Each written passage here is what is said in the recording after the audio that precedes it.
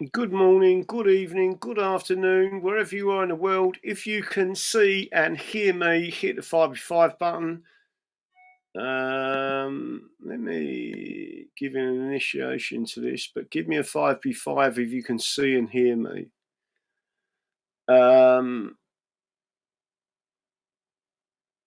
Give me a 5x5. So the first thing I'm going to say to people is one of our members. Let me bring that down a touch more at the moment, see if it goes any better like that. It's all right. I've had the whole place. I have to set this up properly, and you can't really because it's temporary, and it's causing me an immense amount of ag trying to sort this out. Right, but let me see if I can just put it there like that. Right, hit the like button because that's going to be really important. Share, obviously, and like, and subscribe. Obviously, if you like the content. Obviously, I talk about history, and I'm not really into. I am into the Christian history of England, by the way. And again, I can go back and show you a lot of paperwork from my past videos and bring up why it is that we are a Christian nation and the common law is God's law and God's law is common law, right? And it was said by many chief justices in the past, right? I can go into detail with it, but the main.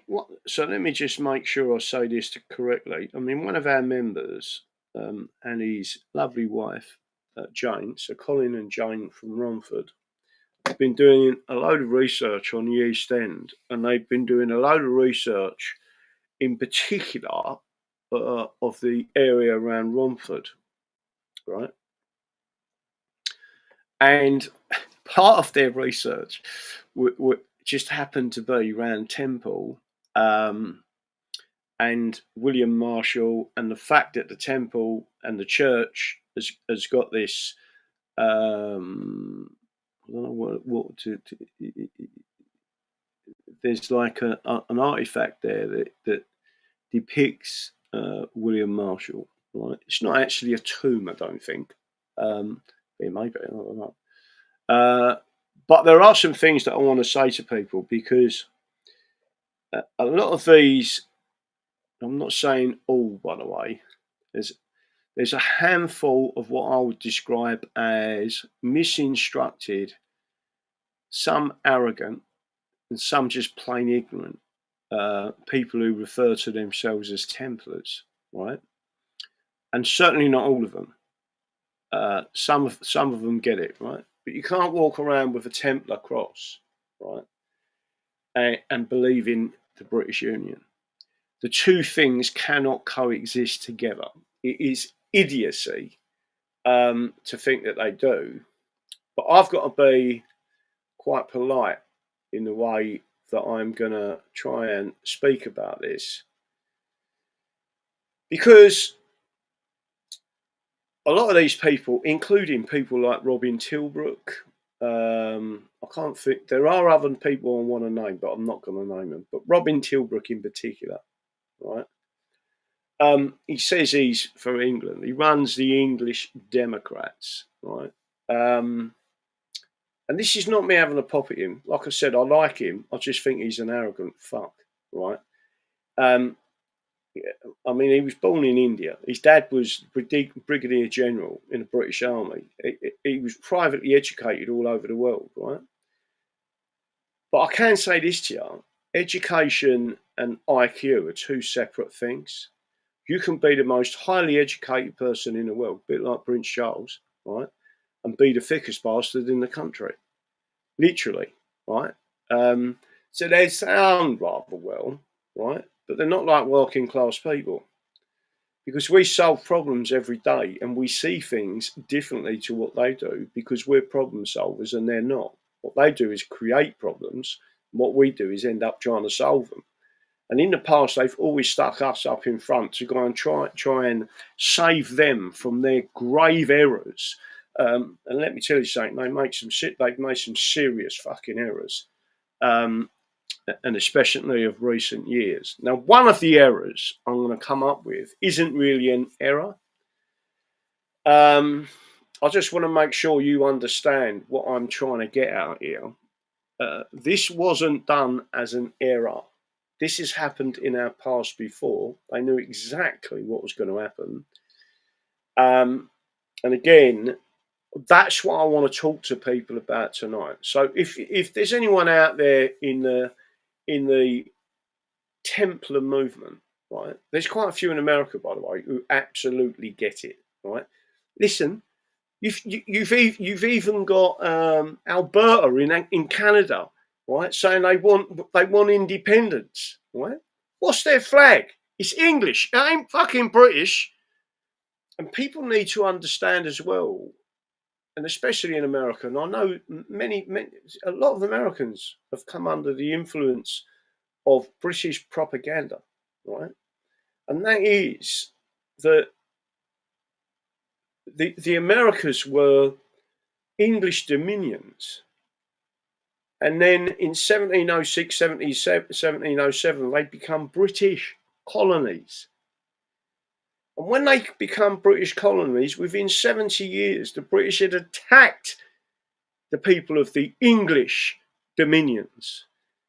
And the Americans, Englishmen, Scotsmen, Welshmen, Irishmen, some Europeans, stood up and said, we want the same rights as an Englishman, right? Because they knew what they was. They created a mirror image of England of the Glorious Revolution, basically, right? Which was a confederacy. It wasn't centrally managed in the way that it is today. That is the Roman system. It is a communist system. So let me just make sure I'm getting this out to people. Don't forget, sharing is caring. Don't forget to hit the like button, and don't forget to subscribe. So what I'm going to do is make sure everyone's getting this. Now, I'm seriously concerned about a number of things. And one of the things I'm concerned about are groups of people, especially in Northern Ireland, calling themselves Templars, that are supporting the British Union. And in doing so, they seek to destroy England. Right? That's what they and the Templars from all over Europe, right? But the ones with the big cross on the front were English Templars, right? It is sad that these people do not understand what they're doing, right? And especially if they've got any association currently with, I don't know, people like Robin Tilbrook. Because Robin Tilbrook is exactly the same as Nigel Farage. He is there to destroy the English movement, right? That's all he's there for. He is there to distract and destroy. And I've got to be honest with you, everyone, they are being highly successful. And it's because they got control of the media, and where they haven't got control of the mainstream media, which they have controlled the alternative media with the same bullshit. Right? That's what I'm trying to tell you. So I just want to make sure everyone gets this before I go on to this, because it's important that everyone sees this, right? Which is an article that was written. Now, if these people, let me just go on to that a sec, and I'll post this out hopefully to everyone. Everyone needs to read this article, right? It's not a massively long article. It is very educational, and it tells you the history where this has happened to us before, right? And people in the Templars don't understand the very basic situation that the British Nationality Act of 1947 and 1981 is what's causing what you've got now, right? That is because of the British Nationality Act of 1947. We lost the Second World War, by the way, right? And we lost to the Soviets, to the Bolsheviks. We lost that war to them, right? I'm not a Nazi. I'm not a fascist. I'm not a communist. I'm an Englishman, right? And I want everyone to understand exactly what's gone on, right? So there are groups of people in Northern Ireland that are advocating Templars as British and as a British Union. They are misinstructed, mainly by people like Robin Tilbrook, who has stood in the background with many of these groups, right? He is conning people. There's other very prominent people out there, I'm not going to say names, that are doing exactly the same thing. And they appear to be very clever. If you're any way intelligent, right, and if you want to deny your arrogance, right, then read this article, right? If you want to save your precious British Union, which I don't, right, the British Union, as far as I'm concerned, it has to go. You have to go back to what's known as the common law union. In other words, the non-statutory union, right? If these people out there, especially the Templars, right, understand Christianity, they will understand that Jesus Christ was against the Roman Empire and that the British Empire is an extension of the Roman Empire, right? What happened when they took down the Soviet Union, the political union, right, in the East? What come back? Russia. What did it come back as? An Orthodox Christian nation. Nothing to do with Roman Catholics, right? It come back as the purest form of Christianity. And Putin is a Christian, right? So once you understand that that is what happens, right?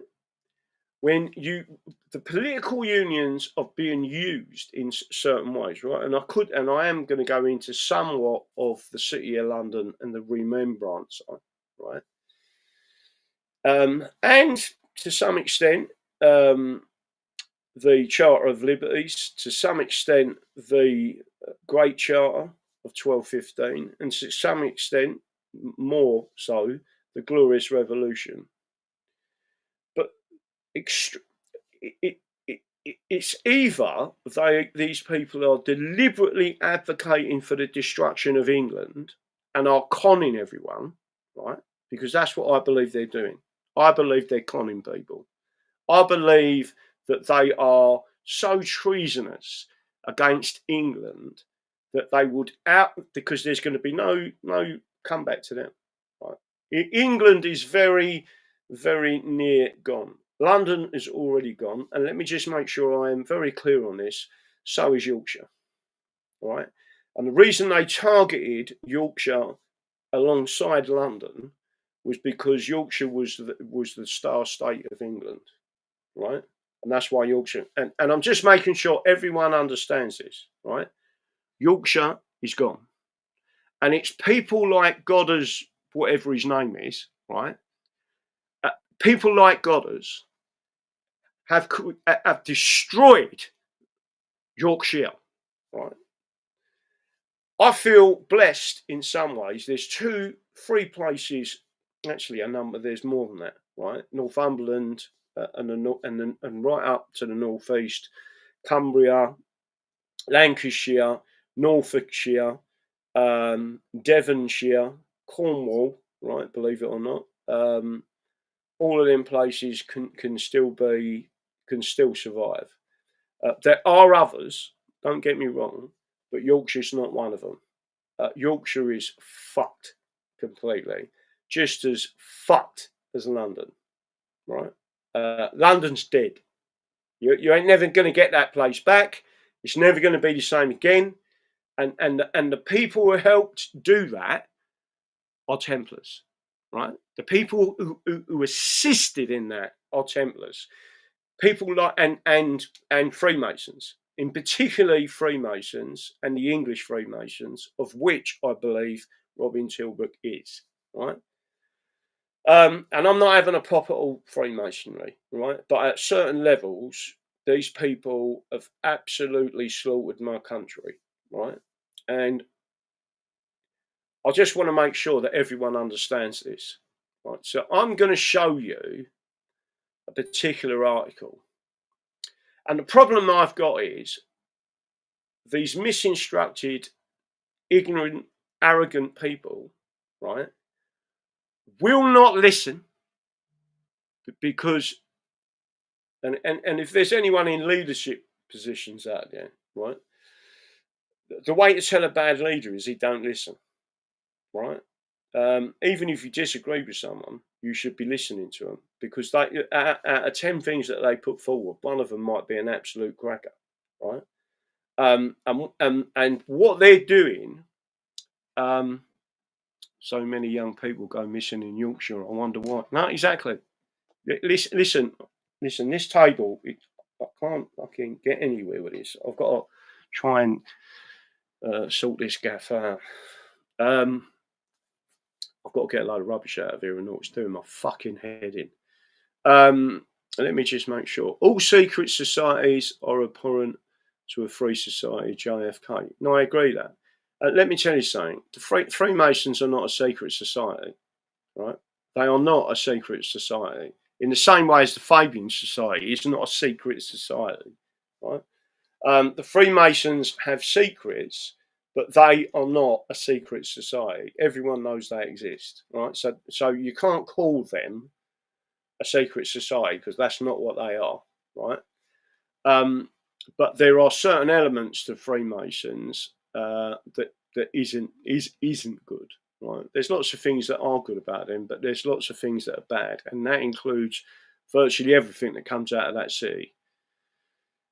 But let me go to this article because and I'm going to spend most of this evening until it's finished going through this article, right? Now, I think I've put the article out here. Hopefully you can all see this, right? What has the British Nationality Act ever done for us? I've shown this on the show before, right? And people, this is on a website called The Restorationists, right? So if anything, you would have thought that Templars would have been restorationists, but obviously they're not, right?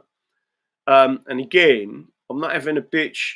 There's large factions now in Northern Ireland that fully support independence for Northern Ireland. Independence for Northern Ireland, right? That means you're not unionist. That means you're not going to go with the South and be rejoined with the South, which is exactly what the European Union and that is exactly what the Templars in Northern Ireland are supporting by supporting the British Union, right?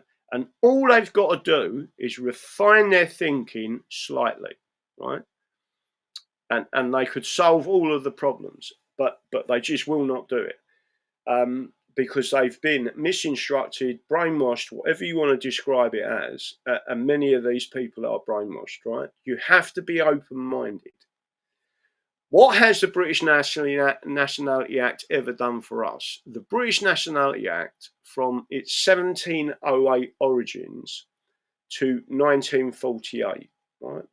So what is it about 1708? So just after the Glorious Revolution, not so many years after the Glorious Revolution, someone tried to bring in something similar. We're going to go through it now, and you can see that we already had this problem, and Queen Anne, a Protestant queen, dealt with it, right? So again, origins to 1948, systematically destroyed native English rights. The 1708 Act was repealed after 3 years due to mass immigration problems. Yet the 1948 version unlawfully repealed natural-born protections from the Act of Settlement, right? And the other night, last night or night before, I went through and I showed you Justice Laws where he says there's a hierarchy of law. That is a law in this country, right? And the Constitution is the highest form of law, and convention parliaments in this country are the highest form of parliament, right? So you've got an ordinary parliament and then you've got a convention parliament, right? Immigration parliament. Yet the 1948 version unlawfully repealed natural born protections from the Act of Settlement, right? So the person who wrote this 22-minute read, John Hedgegrove, right? Now, again, when you have a look at everything there, you can see wonderful England there with the different bits hanging off it. Since its very first incarnation, the British Nationality Act has in more ways than one been harmful, not only for the natural born people of England, but also for the other peoples native to these islands of Britain. None more so than the version ratified in the 1948 in 1948, which, on its enactment, repealed unlawfully, meaning ultra vires, of the words natural born from live legislation and a very important section of constitutional legislation relating to the governance of the English people by our own people, right? The British Nationality Act does absolutely nothing for the native peoples of Britain, right, other than to destroy our rights and liberties, our national identities, our culture, our towns and cities, and pretty soon our countryside. And our peace, security and prosperity does everything for aliens by giving them free, unearned legal right to our lands and our resources. Historical origins, the first attempt, 1690. Now, the Templars out there need to be listening to this, right? Because we're getting closer and closer and closer to your origination, and yet you won't even listen to this, right? You do need to listen. The earliest attempt to establish naturalisation legislation occurred 18 years before the successful Act, 1708 Act, on the 10th of April, 1690, right? So you've got 1688, 2 years after the Glorious Revolution. Remember what I kept saying to everyone, that the Acts of Union was an attack on our rights that were enshrined in the Bill of Rights, the Declaration of Rights and the Declaration of Reasons, right? King Billy was protecting, because he had been invited here by Protestants and by the military. 3,000 of our military went to Holland and was camped out there and was lobbying him to come over with us and take England back, right? There's more of this that people don't realise. There was also something called the Treaty of Dover, which actually caused the Glorious Revolution. And that is where the Scottish king had a deal with France that we was being turned over and made back into a Catholic state, right? And the British Isles is seen by Jesuits and the Roman Catholics as a province of Rome, right? That's all legal facts, right? None of that is bullshit, and I can show you in the ancient books where all of this is discussed, right? Let me carry on, right? On the 10th of April 1690, Parliament records a motion being made for the naturalising of all foreigners, and you can click on that link and you can go and read it. Let me tell you something, it is fascinating, right? Which passed in the negative, yeas 77, noes 82. This close vote demonstrates how divided Parliament was on the fundamental question, right, of English identity and citizenship rights.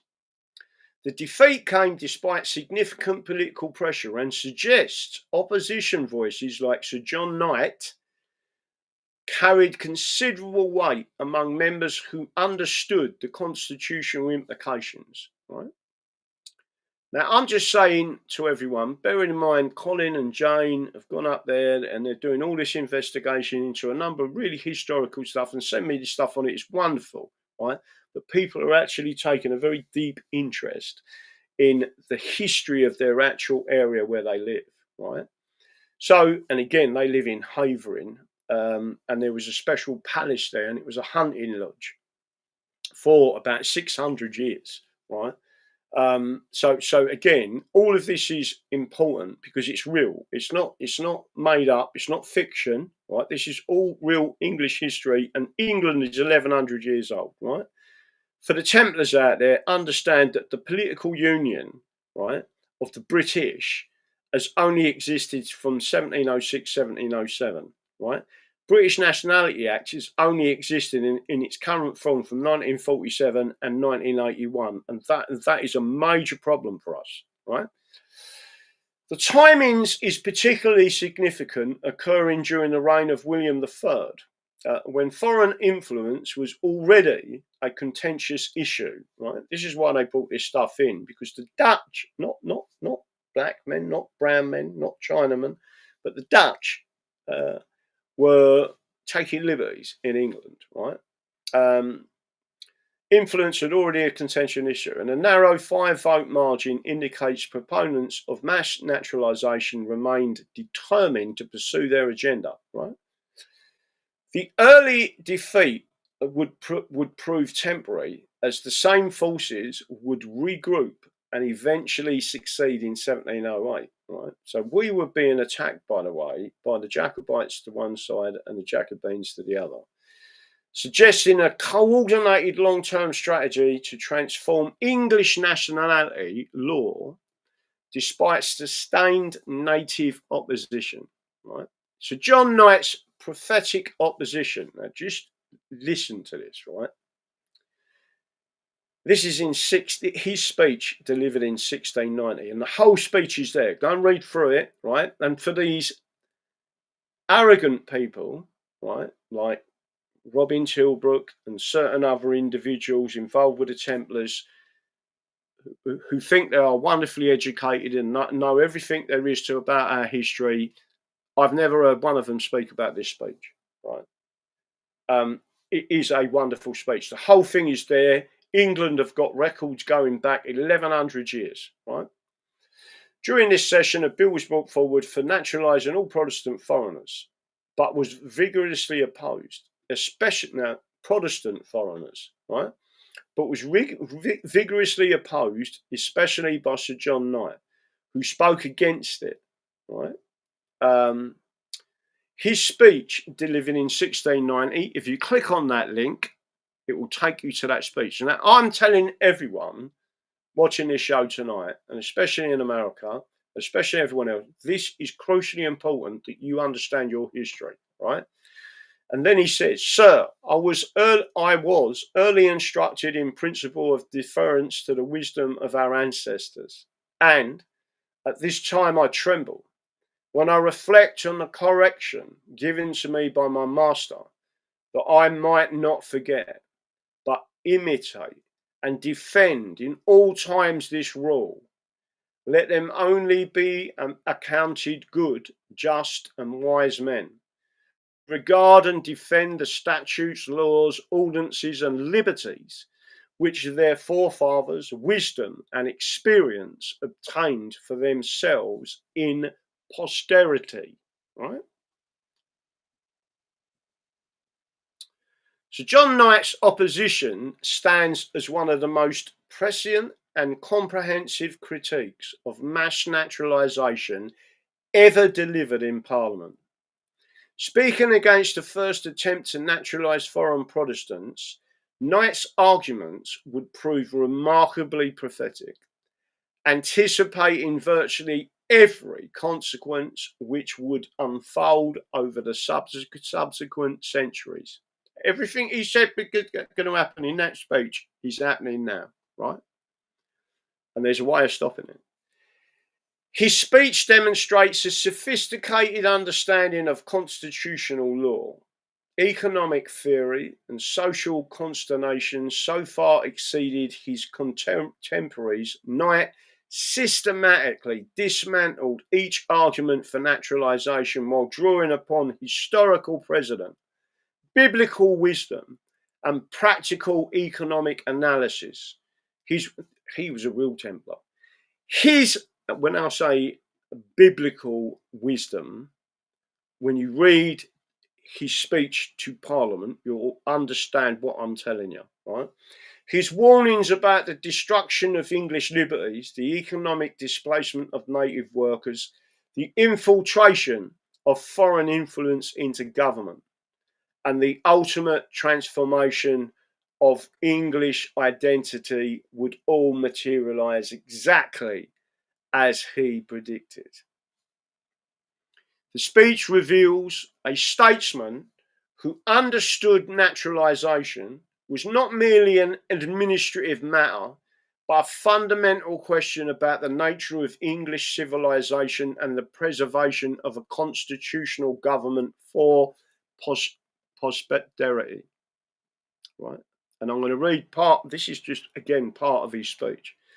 Mr. Speaker, I have heard of a ship in a violent storm, in danger of perishing every moment.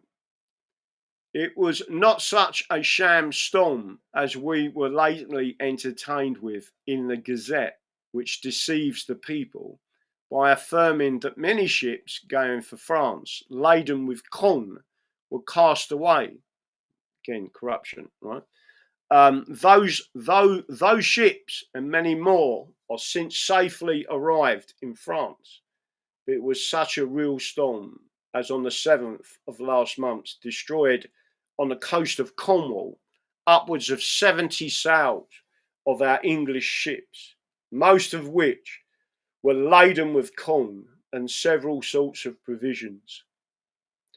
For the use of our Dutch allies, to enable them to live cheap by making the same dear at home, perhaps some was for the support of our half-starved and unpaid English soldiers now in the Flanders, when perished likewise more than 700 sailors, who have left a great many widows, children, and poor relations to curse our conduct at sea.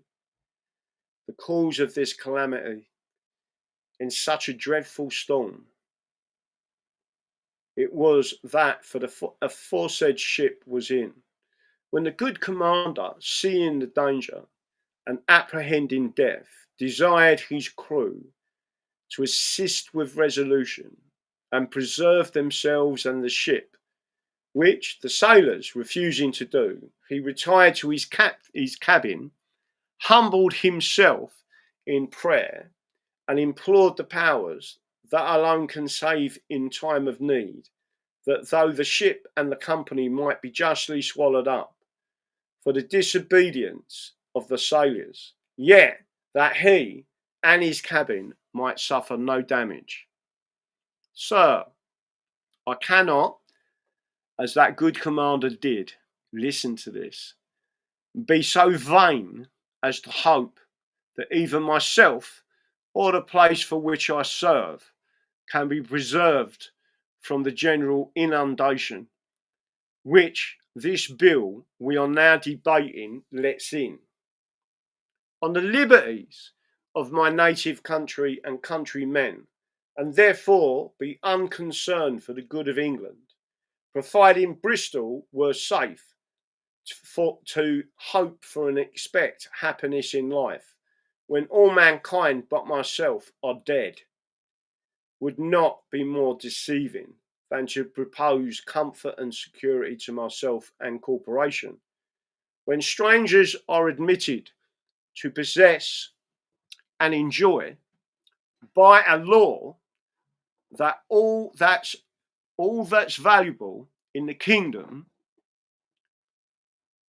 for this bill doth enfranchise all strangers that will swear and protest against popery, with the liberties of every Englishman after the vast expense of treasure and English blood it has cost this kingdom in all times and ages of our forefathers to secure them to themselves and their posterity.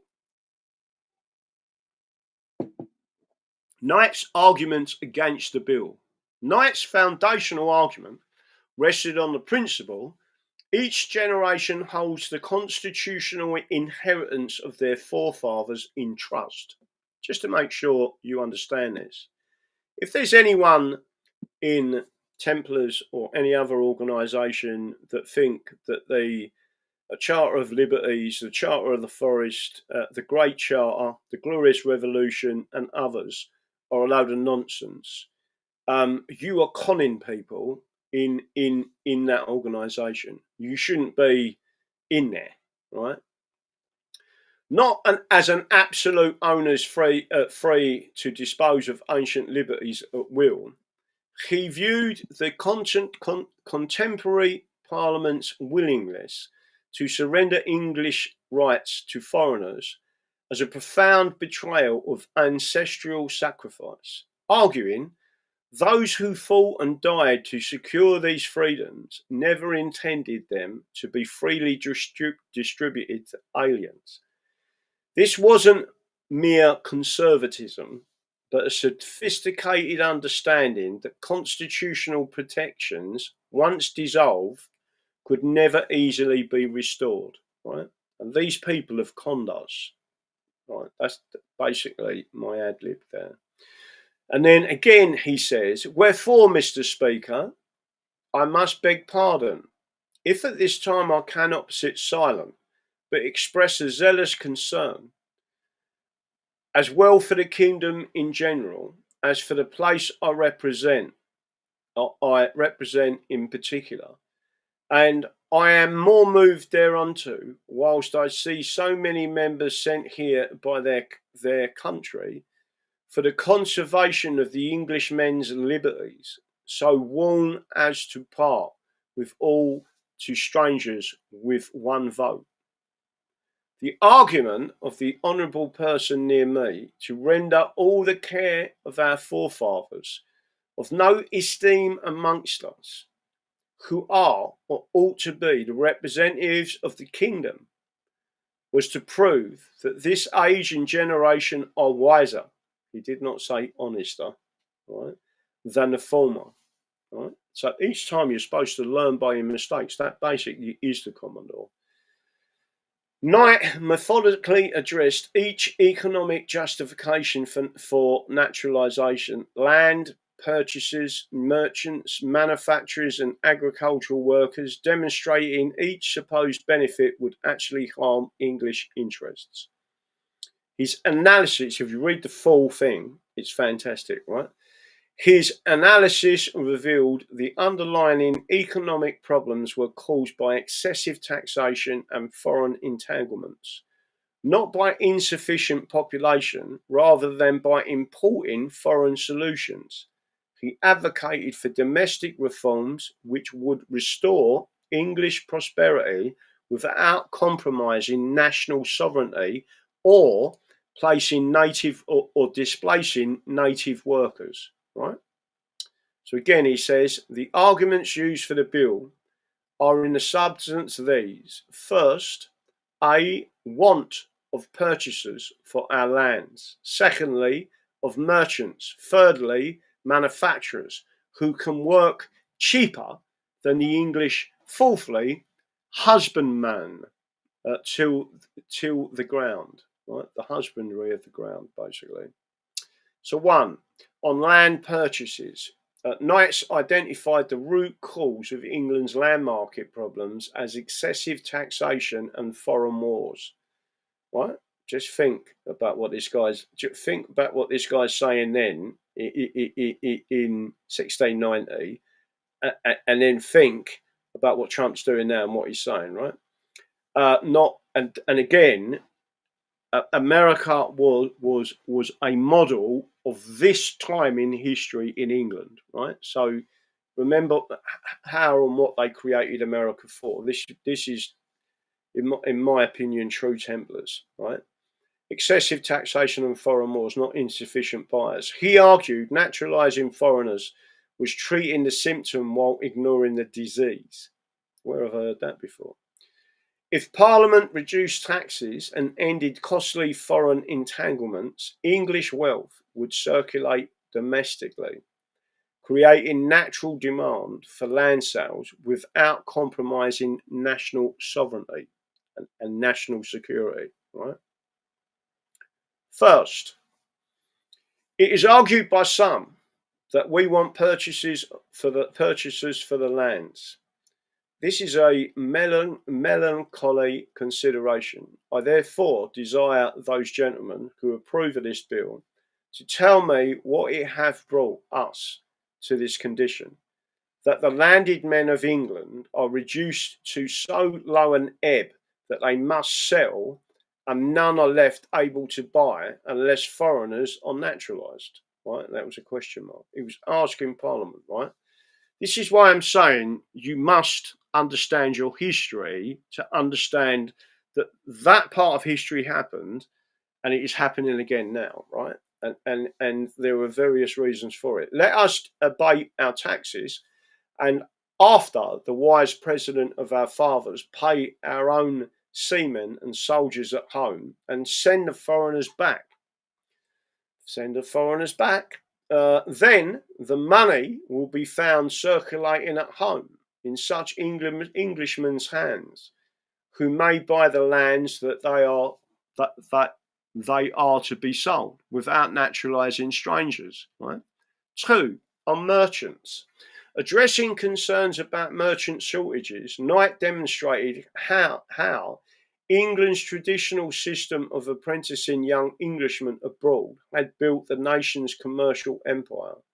He warned naturalising foreign merchants would reverse this flow of wealth, as naturalised aliens would ultimately serve foreign masters and repatriate profits to their true homelands rather than enriching England. Secondly, it said, and this is him and his quotes directly, right? Secondly, it said, we want more merchants, whom may we thank for bringing so many to poverty. But I shall forbear grating and desire the liberty to consider, in short, how the trade of England have hitherto been carried on. The conclusion, then, of this experiment must be this, that what have hitherto been gained to England by English merchants and factors will be turned to a foreign land by the foreign merchants being naturalised for their own, not England's. Right? So again, is everyone understanding what I'm getting at here? Hopefully you can all see it. Because I'm on a single screen, I can't actually see anything else, right? 3, on manufacturers. Knight exposed the contradiction in Parliament's simultaneous desire to raise agricultural prices for landowners while importing foreign workers to depress the manufacturing wages. He argued English manufacturers were already struggling due to the excessive exports to Holland and lack of full employment. Adding foreign competition would drive native workers into destitution, while Parliament failed to address the real economic distortions. Right? Do you all get that? Can you all see what's going on then? Is going on now? A third argument for admitting foreigners is upon a supposed want we have of manufacturers, especially such as will work cheaper than the English. In my opinion, this reasoning is extraordinary and ought not to just take air out of the house, lest the old English spirit should exert itself in defence of its liberties. For at this time, when all provisions are become excessive dear by the great quantities exported to Holland, which puts the poor English manufacturers on starving in most parts of England, for want of a full employer to enable them to support their families by their honest and painful labour and industry. Shall an English Parliament let in strangers to undersell our country, which they may easily do, whilst they live in garrets, pay no taxes, and are bound to no duty. Right? So just think about that paragraph. Now, to the Templars out there and anyone else that talks about British and Britishness, and understand what this was about, right? Understand exactly what this was about, right? And that was they were making people naturalized Englishmen, even though they was Protestant, right? We're getting to the good bits.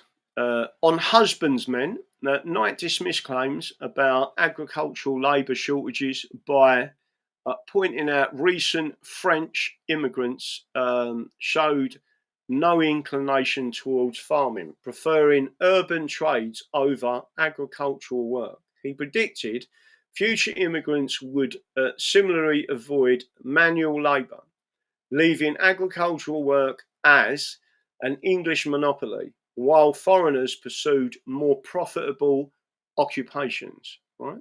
So again, this is an actual quote from him. Right. A fourth pretense for this bill is a want of husbandmen to till the ground.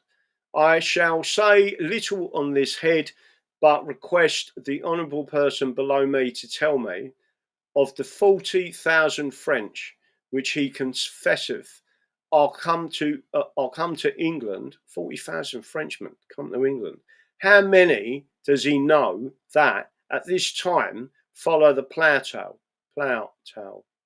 For it's my firm opinion that not only the French, but any other nation in this bill shall let in upon us, will never transplant themselves for the benefit of going to plough. They will contentedly leave the English the sole monopoly of that slavery, right? So what he's saying is they're coming in, they do all the good jobs. The English got left with the graft of actually creating food, through ploughing and farming. Farming's hard work, right? And then that was so the English were basically slaves to the rest of them, and that Parliament was going to let them all in. Don't forget, I've not got to the good bit yet. Right? Biblical and historical warnings. The Egyptian example, by the way, this is all said in Parliament, right? So if you want to see someone who is a real Templar, go and read this properly and understand it. And there's certain people that I'm directing that at, right? You need to read this and understand that this has already happened in history, right? And a Templar was the one who tried to warn everyone, in effect, right? Knight used the biblical plague of frogs as a metaphor for the invasion of Dutch courtiers in English courts, suggesting mass naturalization would bring afflictions comparable to those which befell Egypt. This imagery connected contemporary immigration concerns to divine judgment and historical precedent. Upon the whole, sir, it's my judgment that should this bill pass, it will bring as great afflictions on this nation as ever fell upon the Egyptians. And one of their plagues we have at this time that very severe upon us. I mean, that of the land bringing forth frogs in abundance, even in the chambers of their kings, for there is no entering the courts of St. James and Whitehall, the palaces of our hereditary kings, for the great noise and croaking of froglanders. Right? I think he's pretty much made his point there. Right? St. Paul's Roman citizenship. Drawing on St. Paul's assertion of Roman citizenship rights, Knight argued that even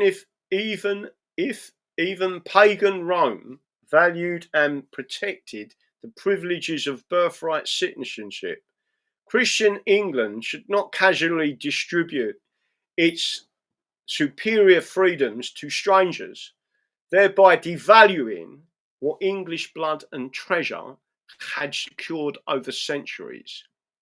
Let us therefore learn instruction in this case before us from that good book, where we may be informed that St. Paul, by being born free of heathen Rome, escaped a whipping and valued and pleaded that privilege, and that the chief captain of the Romans prides himself that he, with a great sum, had obtained that freedom, and feared greatly when he had violated St. Paul's liberty.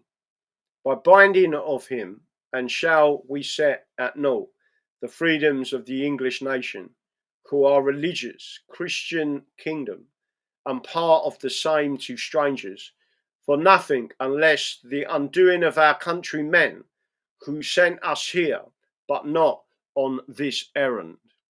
Joseph in Egypt.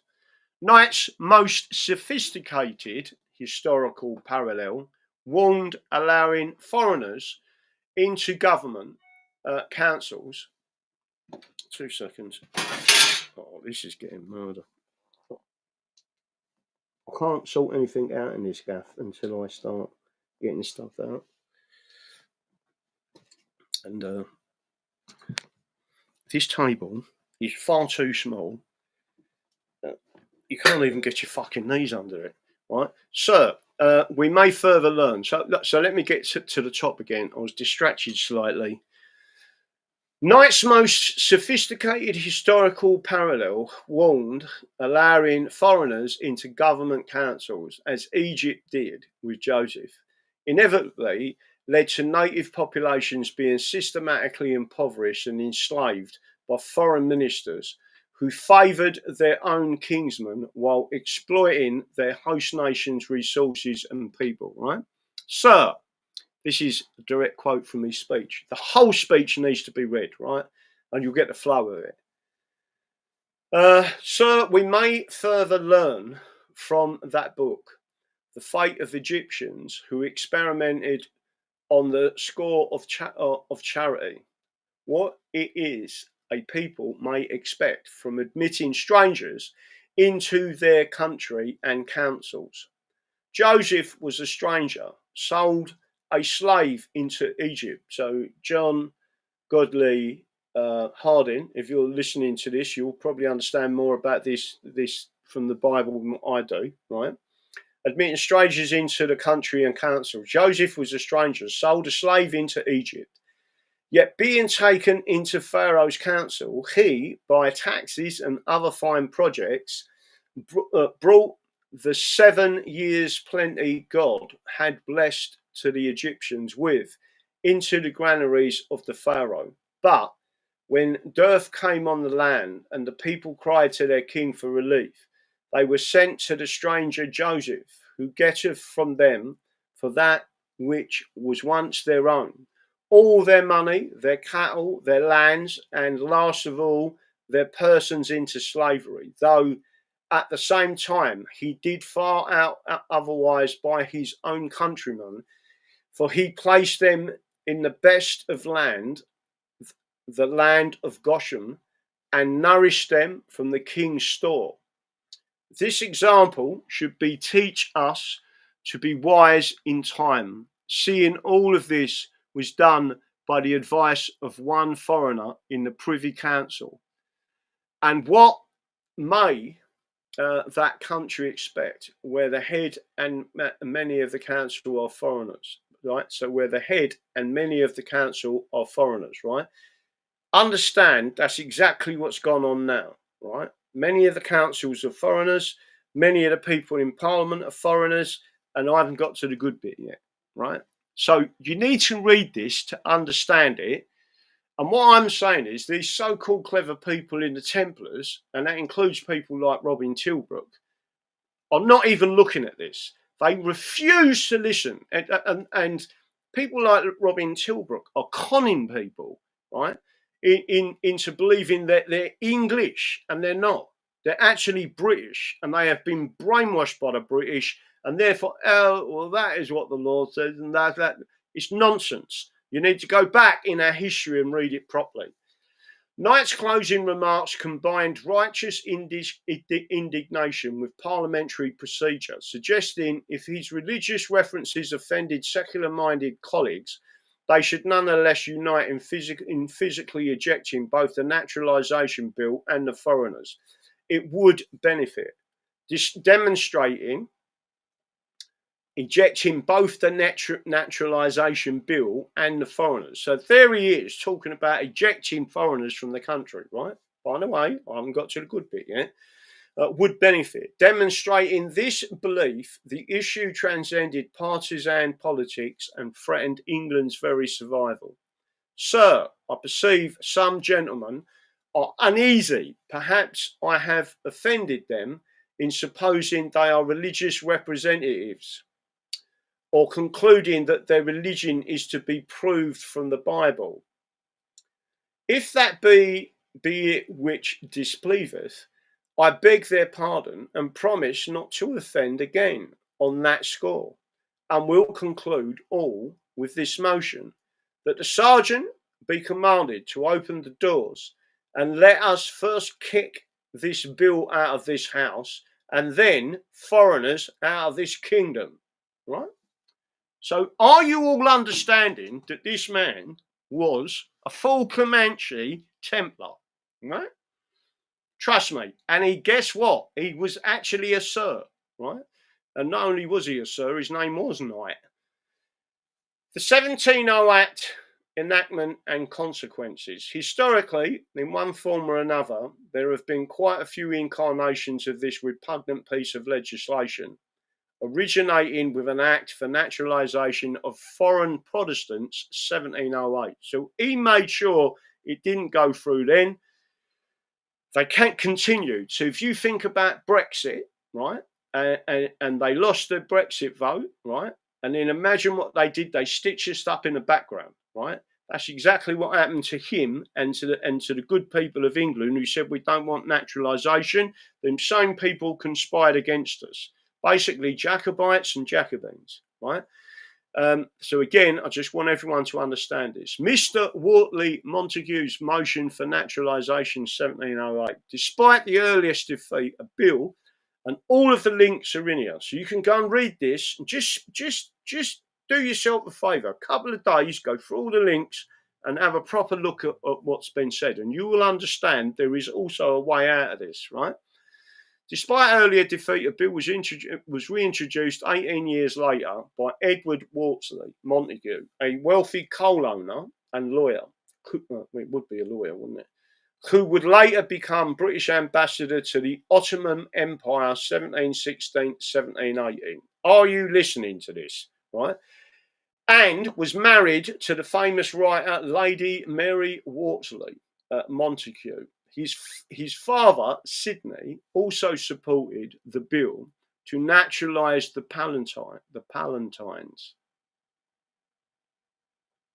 The Naturalisation Act 1708, also known as the Foreign Protestant Naturalisation Act, demonstrated the persistent determination of naturalisation advocates to overcome constitutional safeguards. The timing was strategically chosen during a period when England was engaged in the War of Spanish Succession and facing economic pressures which made foreign investment more appealing to Parliament. Right? Montagu's approach differed significantly from the failed 1690 attempt, rather than presenting naturalisation as a matter of charitable obligation. He framed it as an economic pragmatism, citing the supposed success of Prussia in attracting French Protestant refugees. His speech carefully avoided the constitutional and cultural concerns which had derailed the previous effort, instead focusing on wealth generation and national strength through population increase. Right? The innovation of Prussian precedent was particularly shrewd, as it suggested that England was falling behind European competitors in attracting valuable foreign capital and expertise. Montagu's argument, Protestant refugees would naturally prefer the freedoms of Britain over despotic Prussia's appealed to English pride while simultaneously undermining traditional restrictions on foreign settlement. This reframing of mass immigration as a competitive economic necessity rather than a constitutional question would prove decisive in overcoming the earlier opposition, marking a fundamental shift in how Parliament approached questions of national identity and citizenship. Mr. Wortley's Montague made a motion for this is directly from the speech for bringing in a bill for naturalising foreign Protestants, and in a fine speech showed the advantages that would accrue to the nation. By such an act, alleging among other particulars the example of the King of Prussia, who had not only invited but furnished abundance of French refugees with means to settle in his dominions, where he had fertilised an almost barren country, improved trade and vastly increased his revenue. Adding that if foreigners were induced to settle under a despotic government where they found protection and encouragement, they would undoubtedly be more inclined to bring their effects, at least their industry, into Great Britain, where they would share the privileges of a free nation. Now, I'm going to stop that there, right?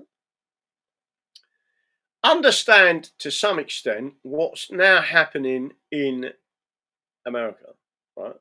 So Trump is setting up tariffs, he's protecting America, and he's saying, if you lot want to graft here, right, build your factory here, train our people, and we'll manufacture for you, right? But you're not doing it the way you're doing it at the moment, right? So just to make sure everyone's aware of that. Opposition paper, 12 Reasons Against General Naturalisation. And again, there was an opposition. While the bill for naturalising of foreign Protestants was depending, Corbett's Parliamentary History, 1809, page 1134, right, records a paper was printed and industrially dispersed containing in substance, 1, constitutional dangers, that the conflux of aliens, as would probably be the effect of such a law, might prove dangerous to our constitution.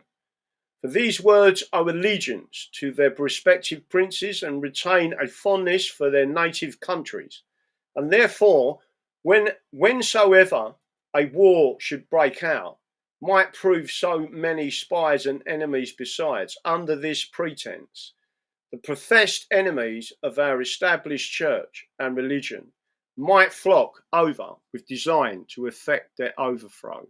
2, public disgust and jealousy. That a general naturalisation might undoubtedly, let me just make sure you can all see me. Can you all see me? Because I'm leaning forward a little bit as I'm actually talking about this. Can you all see me? You all watching? Don't forget to hit the like button, hit the share button, and can you all see this? So I'm trying to show this. I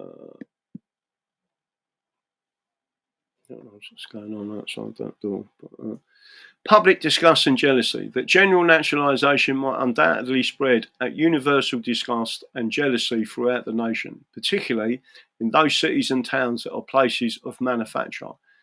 There having been many complaints and commotions in London and elsewhere on occasion of foreigners, right? It's fairly obvious if they're nicking your jobs and you're seeing yourself being treated as a second-class citizen. 3, political infiltration. That the design of inviting multitudes of aliens to settle here might prove in time a farther mischief. For those would not only be capable of voting at elections, but also of being chosen members of Parliament, have admission into places of trust and authority, which, in process of time, might endanger our ancient polity and government, and by frequent intermarriages, so a great way to blot out and extinguish the English race. Can you see what's been said here, right? This is from our history. Historical precedent that anciently naturalisations by Act of Parliament were seldom or never made, but upon some special reasons and particular occasions, and though some acts had given encouragement to foreign merchants and weavers to settle here, it was when our weaving trade and our manufacturers were inconsiderable and the advancement they had since attained. Economic impact on the poor. That it was more than probable that the greatest number that would come over would be of poor people, which would be a fatal consequence with respect to the many poor people, industrious families who would be reduced to the utmost straits hereby. It being evident that no hands were wanted to carry out on manufactures from the great quantities that lay on hand, their cheapness and the lowness of wages now given, right? So it affected poor people in this country. Navigation Act concerns that a general naturalisation would, in effect, defeat the patent of the Act of Navigation, which had always been esteemed to conduce to the interests of the nation by the encouragement and increase of English mariners and advanced trade. Right? Wealth transfer, that hereby in the process of time, aliens would be advanced in riches and Her Majesty's subjects impoverished.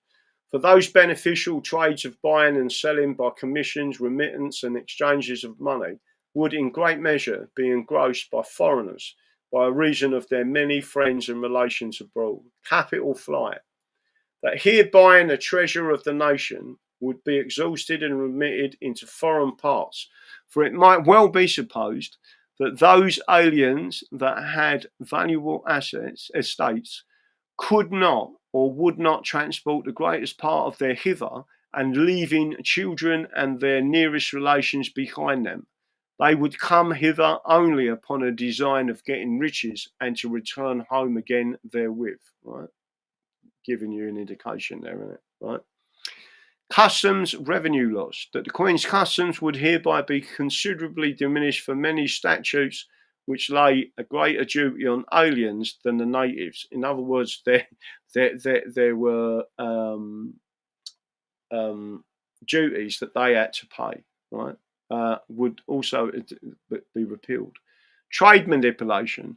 The opportunity would hereby be given to merchants to colour the goods and the merchandises of strangers beyond the sea and their correspondents, friends or relations, and majesties and customs. London corporation rights. The duties of package of scavenge are the goods of all merchants as well as denizens as aliens were indispensable right and inheritance of commonalty and citizens of London, let to farm by lease, whereas there are about 18 years to come for a fine of £1,000, I think that is, and a yearly rent of £950. Economic conditions. And in the last place, that the nation being now engaged in an expensive, though necessary war, taxes high, trade obstructed, great quantities of woolen and other manufactures lay unsold, and as the effect thereof, the several prices of making them very small, many families destitute of work throughout the kingdom. What then, at such times as this, must the consequence of inviting hither, by a general naturalisation, multitudes of poor foreigners who would only employ themselves in trade and manufactures, that in other words, they wouldn't employ us, right? Which is exactly what's going on. Opposition paper arguments in favour. The proponents of naturalisation marshalled sophisticated economic and political arguments, right? And again, if you went all the way through this, right, just to make sure you're aware, that passed, right? The swift repeal, so it was repealed in 1711, right? This is the good bit. Recognition of failure. All right, the 1708 Act for naturalising foreign Protestants was passed in the reign of Charles II, with the aim of encouraging those Protestant weavers who were fleeing religious persecution in Europe. So many took advantage of it that the national identity was felt to be under attack, and the act was repealed. It was actually abolished in 1711. As far as I know, it wasn't repealed, right? So, which from the records proves to be correct. It took little as 3 years in the early 1700s to realise that people will, for their own personal advantage, abuse legislation offering free citizenship of our countries, and that mass immigration is injurious for the peoples of our nations. Nonetheless, the bill was ratified. Whereas the increase of people is a means of advancing the wealth and strength of a nation, and whereas many strangers of the Protestant or Reformed religion, out of a due consideration of happy constitution of the government of this realm, would be induced to transport themselves and their estates into this kingdom, if they might be made partakers of this natural born subjects, right? Until 3 years later, right? Parliamentary proceedings for repeal, 1711. The speed with which Parliament moved to repeal the naturalisation legislation demonstrates the severity of the problems it had created. Within just 3 years of implementation, the empirical evidence of diverse mischiefs, and which means several mischiefs, right, and inconveniences had become so overwhelming that even supporters could no longer defend acts of continuation. A motion being afterward made that leave might be given to bring in a bill to repeal the act of the 7th year of the Majesty's reign for the naturalisation of foreign Protestants. The act was read, after which leave was given to bring in a bill to repeal the said act. The same day, Mr. Finch presented to the House a bill to repeal the act for naturalising foreign Protestants, which was read the first time and ordered a second reading. The same day, likewise, the bill to repeal an act naturalising foreigners was read the third time, passed, and sent up to the Lords. Right, so they literally did it on speed. The text of the resulting act pulled no punches, right? So here we go. I'm going to read you this, right? An act to repeal the act of 7th year of Her Majesty's reign, initialed an act for naturalisation foreign Protestants, except what relates to the children of Her Majesty's natural born subjects born out of Her Majesty's allegiance, right? Whereas an Act of Parliament was made and passed in the 7th year of Her Majesty's reign, initial national Protestants, and whereas divers mischiefs and inconveniences have been found by experience to follow from the same, the discouragement of the natural born subjects of this kingdom, and to the detriment of the trade and wealth thereof, to be thereof enacted by the Queen's most excellent magistrate by and with the advice and consent of the Lord Spiritual and Temporal Commons and present Parliament assembled, and by the authority of the same, that the before mentioned Act and all matters and things therein contained, except so much as the Act by which the children of all natural born subjects born out of allegiance of Her Majesty, heirs and successors, are to be deemed, adjudged, and taken to natural born subjects of this kingdom, shall be, and in hereby repealed, annulled, right? So I knew it said it there, annulled, right? That is completely important, right? And made void, there you go, right? I knew I'd fucking seen that somewhere, right? Repealed, annulled, and made void. Once you do that, it means that them people who are naturalised are no longer naturalised and you can send them on, right? Because it means it was never law. It was always unlawful because they're saying it was unconstitutional in the first place, right? It received assent the same day, the Queen being the same day, this was done on the hurry up, right? Same day, came to the House of Peers with the usual state, and the Commons being sent up and attending, Her Majesty gave royal assent to the following public bills. An act to repeal the act of the 7th year of Her Majesty's blah, blah, blah. There it is, right? Now, the 1948 Act, constitutional subversion. Therefore, and again, the 1948 Act, I want everyone to understand what I'm saying, is the British Nationality Act of 1948, right? So if these so-called Templars and these people like Robin Tilbrook and the English Democrats and all these other people out there, right, are turning around to me and saying, or suggesting to all their followers, etc., no, we need to keep the Union, right? Listen, if you want to keep the Union, you're cutting your own throats, in my own opinion. But if you voided the Union, every bad law made under that Union Parliament, right, is null and void with it. If you void that act, or the pair of acts, the whole lot goes with it, right? But here's your crucial kiddie, right? This is a major starting point. The British Nationality Act 1948 and the British Nationality Act 1981 was introduced by the Labour government and came into force on 1st of January 1949. Following the 1947 Commonwealth Conference on Nationality and Citizenship, which agreed each Commonwealth member state would legislate for its own citizenship. The Act was primarily a response to post-war World War II challenges, including the need to redefine nationality in a changing world where the British Empire faced pressure to decolonise and grant independence to various territories. We lost the Second World War. I don't care what anyone says about VE Day and all that. You were all conned, right? We lost to the Soviets. The Act created the new status of citizen of the United Kingdom and colonies, CUKC, for people born or naturalised in either United Kingdom or one of its colonies, while retaining the overarching status of British subject. To cover every citizen of a Commonwealth country, this meant that after 1948, a non-white person born in colonial Kenya or Jamaica had enjoyed identical citizenship on equal terms to Winston Churchill, right? Between 1948 and 1962, some 500,000 non-white British subjects entered under the legislation, despite documented evidence of elite suspicion of non-white Commonwealth migration.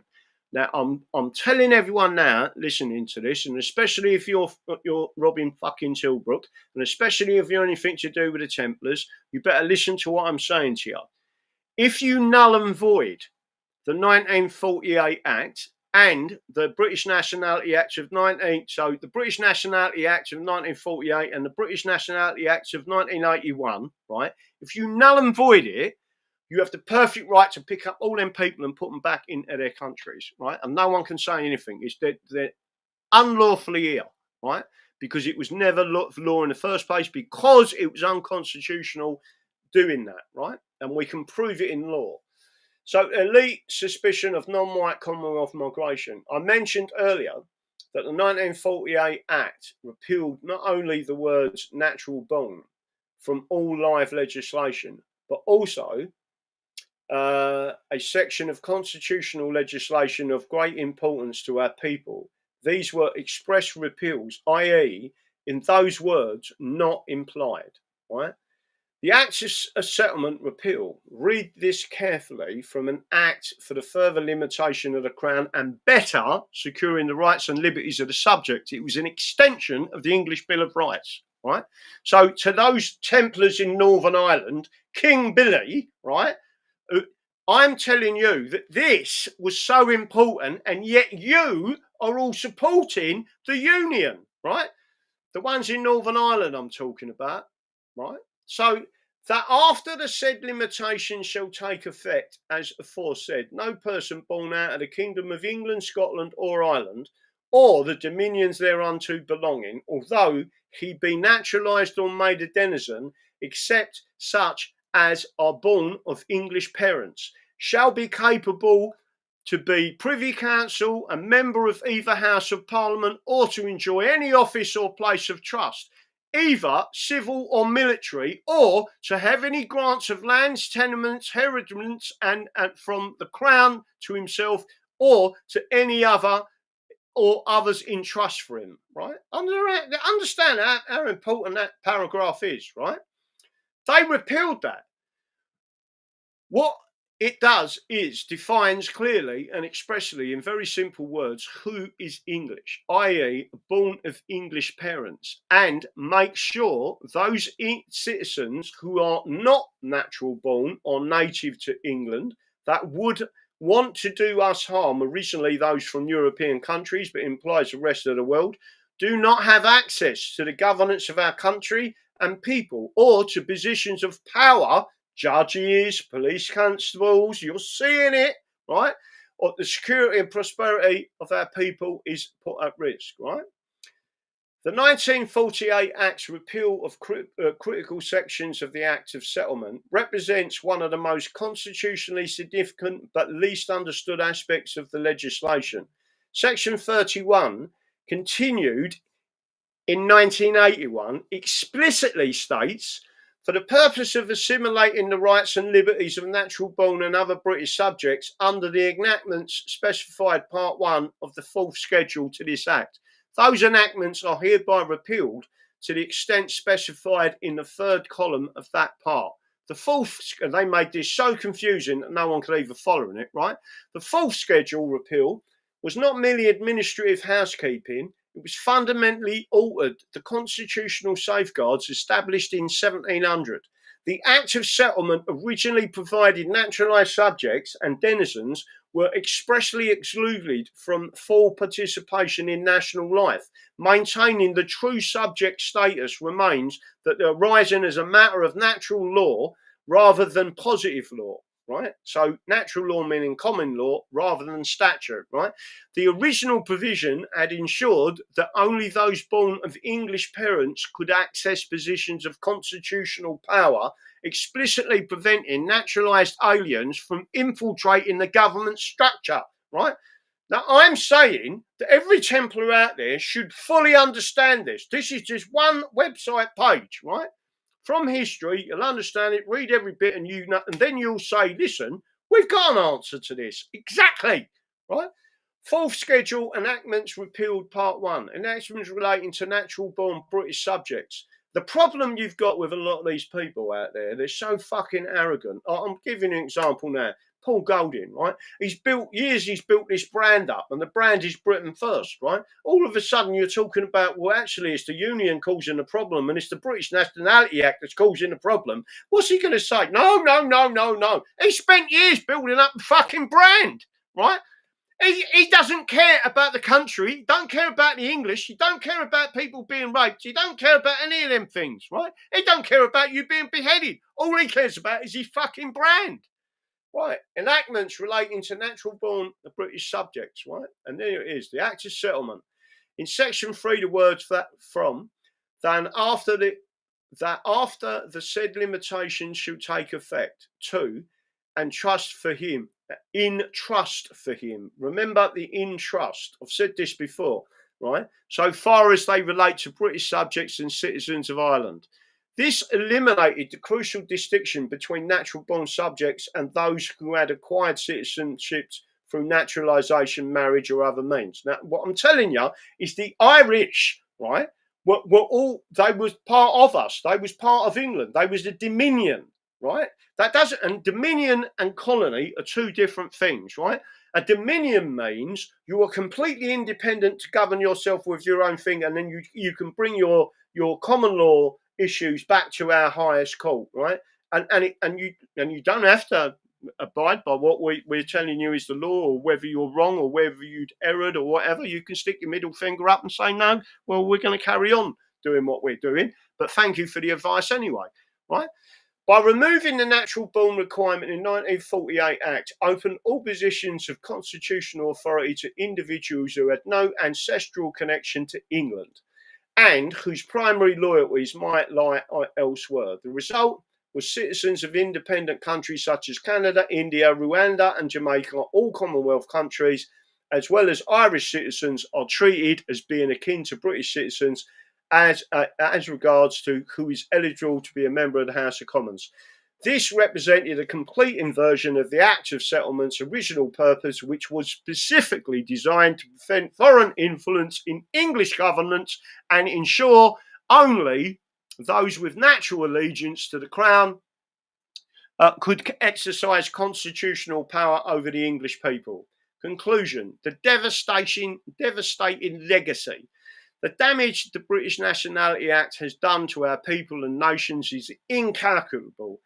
It's turned out to be one of the most insidious, repugnant piece of legislation ever inflicted upon our peoples, and the most subversive attack on the English Constitution. Most people would not even be aware of it, right? And that includes people like Robin Tilbrook and Templars and all these people, right, that have always... So let me give you an example. Have you ever heard anyone in the British National Party ever go through this and talk about this? Have you ever seen anyone in the British National Party, now it's defunct, but have you ever seen anyone talk about this? No. Why not? It's it's literally the acorn that spread this disease in this country, and yet no one's ever mentioned it. That's how clever they are. The most subversive attack on our English Constitution. Right. Yet the evidence presented here reveals this was no accident of history, but the culmination of a deliberate, centuries-long campaign to dissolve the constitutional protections of our ancestors bled to secure. The same arguments deployed in 1708, economic necessity, labour shortages, competitive disadvantage, are all recycled today with mechanical precision. The same dismissal of popular concerns as prejudice and narrow thinking, right, echoes through Westminster debates from then until now. The same promise of mass immigration will strengthen rather than weaken the nation has proven false repeatedly, yet continues to be made with undiminished confidence.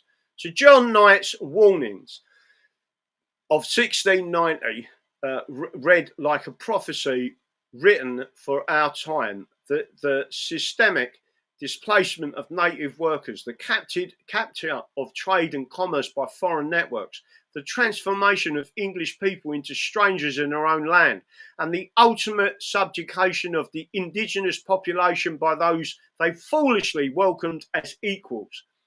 Every consequence he predicted: economic exploitation, cultural dissolution, political infiltration, demographic replacement, has materialized exactly as he foretold. The 1948 Act, Destruction of Natural Born Projections, presents the moment when this long campaign achieved total victory by eliminating the constitutional barriers which prevented naturalized aliens from governing their native population. It completed what was the 1708 Act had begun, right? It completed what, yeah. The legal framework for England's demographic and political conquest, today's migration crisis with over 700,000 arrivals annually, is not an unintended consequence, but the logical endpoint of policies designed to achieve. It's not unintended, designed to achieve precisely this result. The pattern is unmistakable. Each crisis, economic, demographic, constitutional, is used to justify the next expansion of alien settlement. Each expansion creates new crises requiring further expansion, right? And again, it is the English being destroyed. The British Nationality Act stands as a legal monument to our national suicide, right? So all you Templars out there, Robin Tilbrook and others, Rupert Lowe, Ben Habib, whoever fuck you want to pull into this argument, listen to my words, right? Because these words are on this website, right? restorationist.org.uk. The British Nationality Act stands as the legal monument to our national suicide.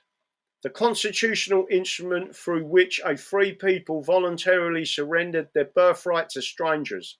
Until this legislation and its effects are reversed, until the principle of natural born governance is restored, and until the English people reclaim their constitutional right to be governed by their own kind, we remain a conquered nation administered by foreign interest under the pretense of our own consent.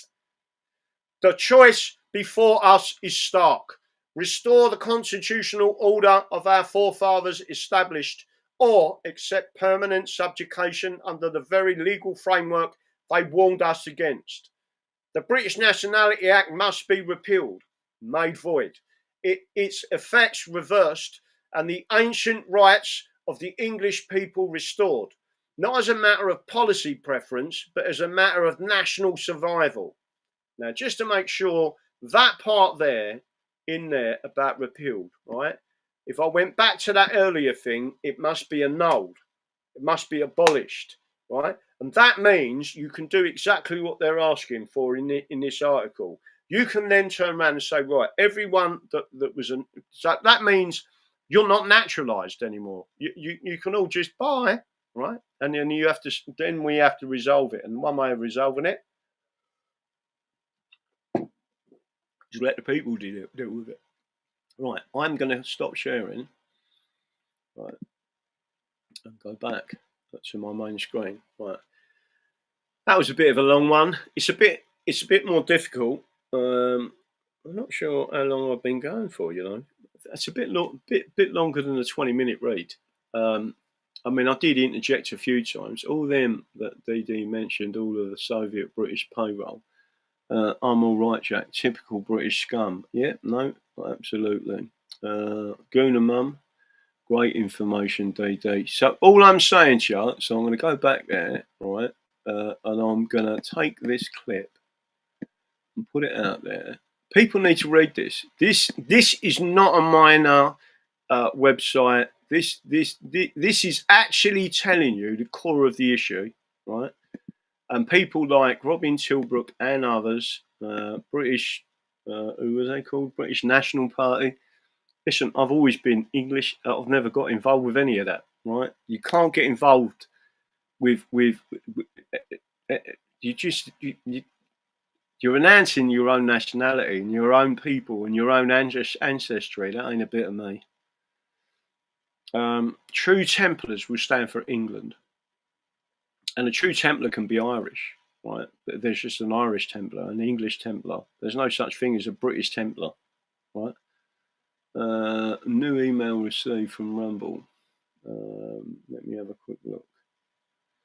Anything on there? That last bit, awesome clip. Gonna do in the morning, right? Thank you. I tried to sub that website. But they never sent the confirm link. All right. I don't know who runs it. John Hedgegrove, amazing resource. Signed up. Thank you, Graham. No problem.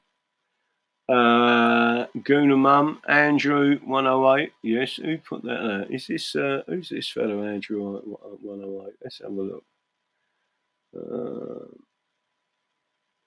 There was no media coverage of 91 Act. I was around then.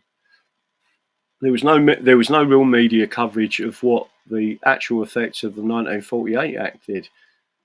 Again, you've got to think that in 1947 they repealed top and tail Chapter 2 of the English Bill of Rights, and that was the bit that that told you that you couldn't touch this bill.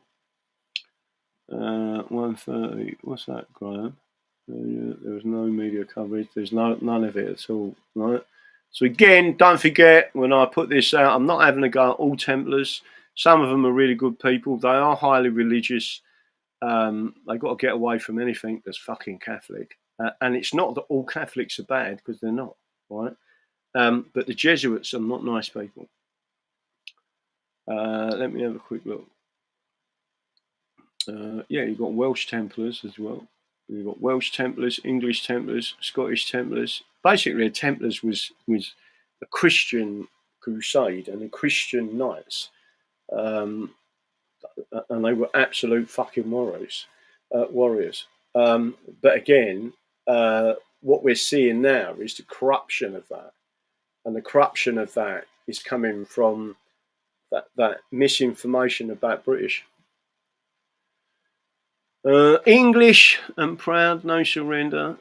Is that it? Anyway, I might sort of piss off. I've still got loads of work to do. Foreigners are even running our football clubs. Yeah, no, I agree. Rob Young, listen, everything's been slaughtered. But again, London is lost. Yorkshire is lost. I think the only places Lancashire would be hard work to get it back, but I think it could. We could get Lancashire back. The problem with Lancashire is it also incorporates Merseyside, and Merseyside is mainly communist. There's another reason why Merseyside is so bad, which I'm not going to go into tonight. But certainly Cumbria, Northumberland, like the northeast, we could definitely get back. Norfolk, Suffolk, definitely going to get Middlesex back. How we do that, I don't know, but I think we could do that. Devon, Cornwall. Cornwall, I believe, should be completely independent anyway. But what you would do, did anyone see Andy the Gabby Cabby stuff he put out today, which was quite interesting? And someone was suggesting, they talked about a federation. You can't have a federation. Federation is Roman. But we used to be a confederacy, right? Not a federation, a confederacy. And English, so the shires and counties were actually, they created their own laws. And as long as they stayed within the English constitution, they was fine. They could make any law they wanted, as long as it was constitutional. And people need to understand. It's not as if what we're doing is going back to the way we were doing it, and everything was fine and dandy until we got Dorset. Dorset's on a sticky wicket, but I think we could get back Dorset. Somerset, highly likely. Where's Bristol? What area is Bristol in? Bristol's a danger area. Massive danger area. The other way of doing it is taking back the actual county or shire and cutting off the city, which I've discussed on this show before. Like London is lost, but the counties can cut it off. You can make it so expensive for them to live there that they couldn't do anything. The only way they'll have to end up leaving. Kent used to be its own kingdom in its entirety. Again, you got some dodgy areas of Kent that's been massively infiltrated. But I do believe you could. I mean, Kent County Council, the people have to take control of Kent County Council. This can all be done, by the way. This is not. You could go and do it tomorrow. And the other thing that I keep telling people, well, I don't keep telling people, I've told people, apply to be magistrates. And then if any of us come up before you, say not guilty, not guilty, not guilty, do to them what they're doing to us, right? And again, don't forget what they're trying to do. So they're trying to destroy juries, right? It just don't make any sense. Restore Middlesex. Half of London is gone. Well, I agree. So you could actually aim to do that with Middlesex. But Middlesex is really important to Old England.